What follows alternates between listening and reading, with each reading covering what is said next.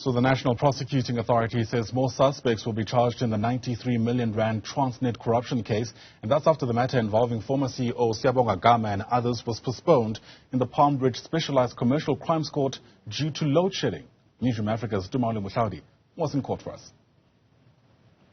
The question weighing on the minds of the public and the defense teams in the 93 million rand regiment's capital fraud and corruption matter is whether or not it will be a case of third time lucky for Transnet CEO Siyabonga Gama and his 4 co-accused.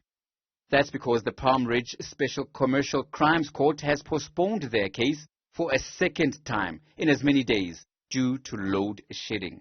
A clear case of the lights all not being on, with everybody being in court. The 5 accused are facing charges of fraud, corruption and money laundering, as well as the contravention of the Public Finance Management Act. The National Prosecuting Authority says that the postponement will also allow prosecutors to add more suspects to the charge sheet. Certainly, it's no secret. We have been saying that you can expect further arrests in this matter. However, we do not want to just arrest people without finalizing our investigations.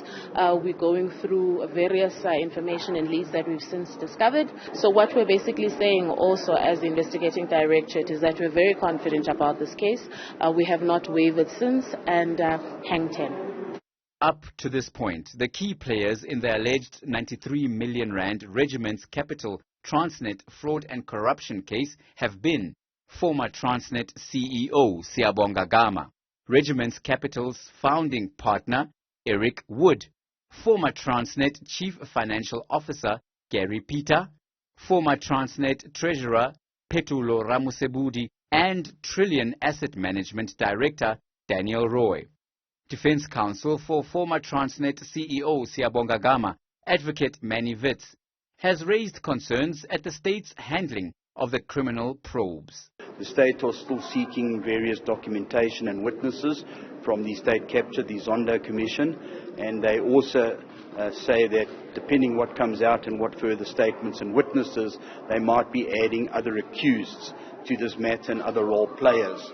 So the learned magistrate then gave them the adjournment to the 29th of August so that we can see where the state are with this matter. One of the accused, Trillion Asset Management Director Daniel Roy, has emphatically denied any wrongdoing. Roy refused to be interviewed on camera, but he told this reporter off camera that he believes the state doesn't have a case against him and the others. He further alleges that the charges form part of an elaborate conspiracy to tarnish his and the other co-accuseds' reputations.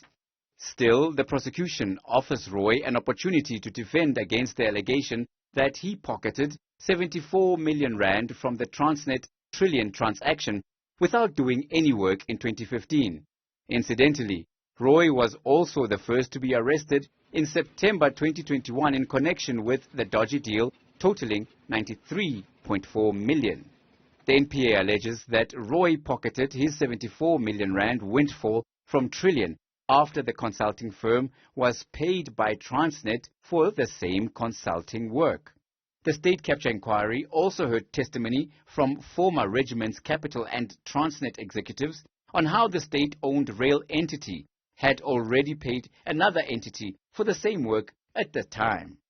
For Newzroom Afrika Channel 405, I'm Tumaole Mohlaoli at the Palm Ridge Magistrates Court.